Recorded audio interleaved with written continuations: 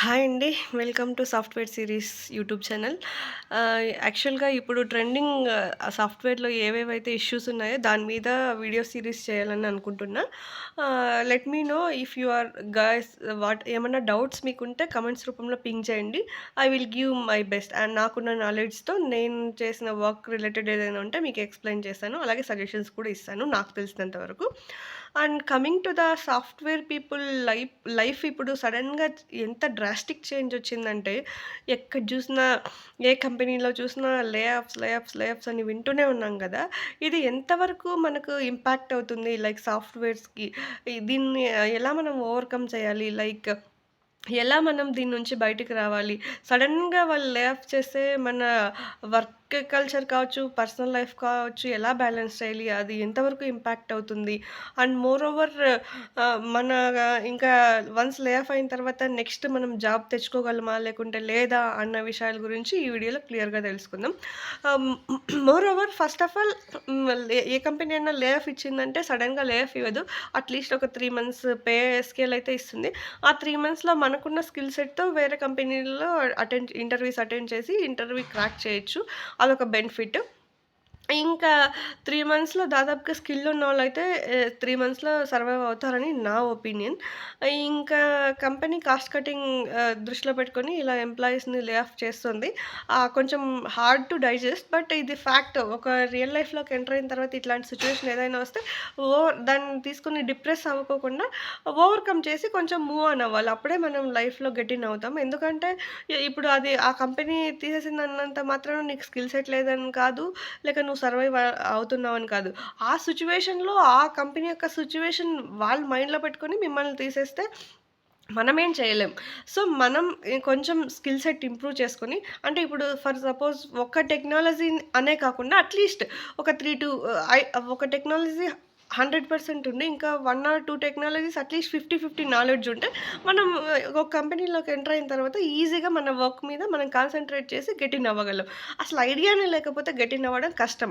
So, at least మనకు idea అన్నా ఉంటే టెక్నాలజీస్ డిఫరెంట్ టెక్ స్టాక్స్ ఇప్పుడు ఫుల్ స్టాక్ డెవలపర్ అనుకోండి. వాళ్ళకి 360 డిగ్రీస్ టెక్ స్టాక్ అన్నీ ఐడియా ఉంటుంది. వాళ్ళు జా లాంగ్వేజెస్ తీసుకుంటే అట్‌లీస్ట్ జావా, పైథాన్ తర్వాత స్ప్రింగ్ ఫ్రేమ్ వర్క్స్ కావచ్చు. తర్వాత ఈ angular, react JS front end developers, back end developers ఉంటారు కదా! ఈ టెక్ స్టాక్స్ అన్నీ గూడా అట్‌లీస్ట్ మనం ఆ టెక్ స్టాక్ వినుంటే మనకెప్పుడో ఒకసారి హిట్ అవుతుంది. ఓహ్! ఇది అట్‌లీస్ట్ ఈ టూల్ దీనికి యూజ్ చేస్తామన్నట్టుగా మనం ఐడియా చేసుకుంటే చాలు ఈజీగా మనం మూవ్ ఆన్ అవ్వగలం. ఎందుకంటే ఆల్రెడీ మనం టెక్నాలజీలో వర్క్ చేస్తున్నాం కాబట్టి, ఆ టర్మినాలజీ మనకు తెలిస్తే చాలు మనం ఈజీగా మన మూవ్ ఆన్ అవ్వచ్చు. అట్‌లీస్ట్ తెలిసుంటుంది కదా! ఎలా యూజ్ చేయాలి, ఎలా ఐడియా ఉంటుంది కదా! అలాంటప్పుడు కొంచెం ఈజీ అవుతుంది. అందుకనేసే మనం ఏం చేయాలంటే ఇప్పుడున్న డే టు డే లైఫ్‌లో మన వర్క్‌తో పాటు అట్‌లీస్ట్ 1 మంత్‌కి ఒక 1 అవర్ ఆర్ 2 అవర్స్ ఒక కొత్త టెక్నాలజీ గురించి తెలుసుకుందాం. నేర్చుకోండి అని చెప్పట్లే. అట్‌లీస్ట్ ఒక ఐడియా, ఒక గ్రాస్పింగ్ ఇప్పుడు సపోజ్ మనం కొత్త కంపెనీలోకి జాయిన్ అయినామనుకోండి.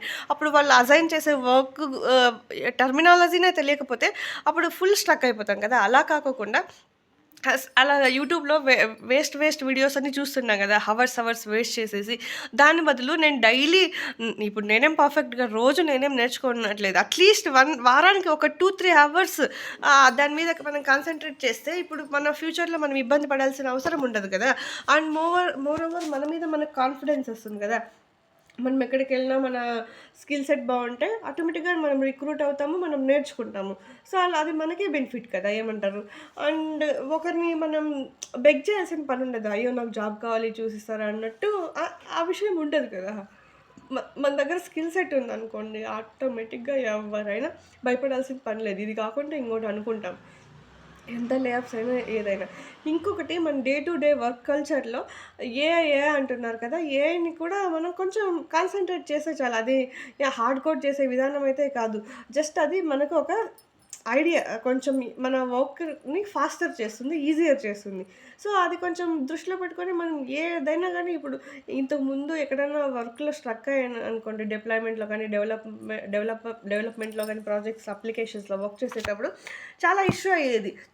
వారాలు 15 డేస్, మంత్స్ కూడా వర్క్ చేసేవాళ్ళం ఏదైనా ఇష్యూ కోసం. బట్ ఇప్పుడైతే అలా కాదు గదా! ఈజీ వేలో మనకి వితిన్ 1 ఆర్ 2 అవర్స్‌లో చాట్‌జీపీటీ ఓపెన్ చేసి మన ఇష్యూస్ ఫైండ్ ఔట్ సెర్చ్ చేస్తే ఈజీగా సొల్యూషన్స్ దొరుకుతాయి. బట్ ఏఐ సొల్యూషన్స్ మాత్రమే ఇవ్వగలుగుతుంది. ఎండ్ ఆఫ్ ద డే మన ఎలా ఇంప్లిమెంట్ చేయాలి మన అప్లికేషన్‌లో అని మనకొక ఐడియా ఉంటేనే దాన్ని ఆ సొల్యూషన్‌ని మన అప్లికేషన్‌లో ఇంప్లిమెంట్ చేసుకుంటాం. ఇది చాలా ఇంపార్టెంట్. ఇది చాలామందికి ఐడియా ఉండట్లేదు. ఊరికే ఏఐ అంటున్నారే గానీ ఏఐ సొల్యూషన్స్ మాత్రమే ఇస్తుంది. ఫిక్సెస్ అనేది మన హ్యూమన్ మాత్రమే చేయగలుగుతారు. ఎందుకంటే మన అప్లికేషన్‌కి ఏది ఎక్స్‌పెక్టెడ్ అవుట్‌పుట్ అని మనకు తెలుస్తుంది. So, we can fix the issue. ఈ ఈ ఇష్యూకి ఇలా ఫిక్స్ చేయాలి అనేసి మనకొక ఐడియా ఉంటుంది కదా! సో, ఆ సజెషన్స్ తీసుకొచ్చి మన ఇష్యూస్‌లో ఫిక్స్ చేసుకున్న మనం ఫైనల్ అవుట్‌పుట్‌ని ఈజీగా రీచ్ అవుతాం. ఇంతకు ముందులాగా స్ట్రక్ అయ్యి వారాలు ఉండుకోకుండా ఈజీ వేలో కొంచెం మూవ్ ఫార్వర్డ్ అయ్యి వర్క్ కల్చర్‌ని కొంచెం ఇంక్రీజ్ చేసుకుంటాం. అంతే. Don't worry about layoffs. కొంచెం టెక్నాలజీ అనేది మనం ఇంప్రూవ్ చేసుకోవాలి. ఇప్పుడు ఫర్ సపోజ్ జావా డెవలపర్ ఉన్నారనుకోండి. ఓన్లీ జావానే కాకుండా అట్‌లీస్ట్ కొంచెం ఇప్పుడు ట్రెండ్ వచ్చేసి డెవాప్స్ కదా! డెవాప్స్ ప్రాసెస్ అంటే ఏమి? అందులో ఏ టూల్స్ వాడతాము? ఏ టూల్ ఎందుకు వాడతాము?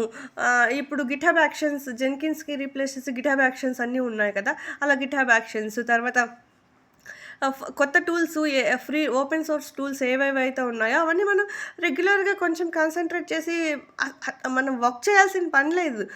ఇప్పుడు కంపల్సరీగా వర్క్ చేయాలా అన్నది కాదు. టెక్నాలజీ గురించి కొంచెం నేర్చుకుంటుంటే అది ఫ్యూచర్‌లో ఎప్పుడో ఒకసారి మనకి యూజ్ అవుతుంది కదా! అండ్ వన్ మోర్ థింగ్ ఎవరైనా వచ్చి ఇది మీకు తెలుసా అంటే మనం బ్లైండ్ ఫేస్ ఏసుకొని ఉండకుండా ఆ టర్మినాలజీ అనేది మనం విని ఓహో! ఇది ఇందుకు యూజ్ చేస్తారు అని ఒక బేసిక్ ఐడియా ఉంటే మనము ఏదైనా కూడా మనం నేర్చుకొని ఇంప్లిమెంట్ చేయగలం. బట్ టర్మినాలజీ తెలుసుకోవడం చాలా చాలా ఇంపార్టెంట్. ఆ టెక్ స్టాక్స్ ఉంటాయి కదా! ఏ టెక్ స్టాక్ దేనికి యూజ్ చేస్తారు? ఒక అప్లికేషన్‌కి ఏ టెక్ స్టాక్స్ వాడతాం మనం అన్నప్పుడు వాళ్ళు టెక్ స్టాక్స్ చెప్పినప్పుడు టర్మినాలజీ వర్డ్స్ ఉంటాయి చూడండి. ఆ టెక్ స్టాక్ నేమ్స్ అవి మనకు ఐడియా ఉంటే మనం ఈజీగా ఒక ఫ్లోలో వెళ్ళిపోయి ఏ అప్లికేషన్‌లో అయినా కూడా వర్క్ చేయొచ్చు. పెద్ద కష్టమేం కాదు. ఒక 3 ఇయర్స్ మనం రియల్ టైమ్ సినారియోలో వర్క్ చేసుంటే ఏ టర్మినాలజీ అయినా కూడా ఏ టూల్స్ అయినా కూడా మనం ఇంప్లిమెంట్ చేయొచ్చు. బట్ కాన్సంట్రేషన్ ఉండాలా, కాన్ఫిడెన్స్ ఉండాలా, నేర్చుకోవాలనే ఒక తాపత్రయం 2 ఉండాలి. అప్పుడే మనం ఎక్కడైనా కూడా గెట్ ఇన్ అవ్వగలుగుతాం. ఇప్పుడు ఎవరు కూర్చోబెట్టుకొని లక్షల జీతాలు ఇవ్వరు కదండీ! మనకు ఆ hard work important, smart work important, main talent, grasping అర్థం చేసుకునే మైండ్ సెట్ ఉండాలి.